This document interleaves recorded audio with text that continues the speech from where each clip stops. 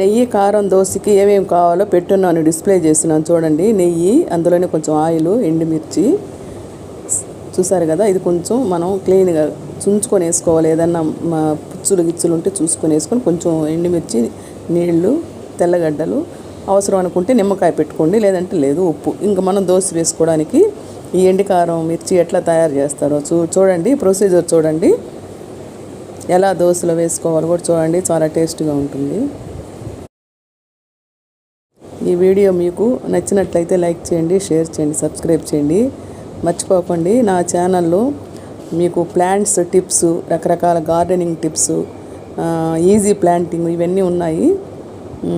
మీరు ఒకసారి ఈ ఫుల్గా చూసి లాస్ట్లో బెల్ కొట్టండి, మీకు అన్ని సమాచారాలు వస్తుంది అన్నమాట. చూస్తున్నారు కదా, ఇది మామూలు తవ్వ ఎనపదనమాట.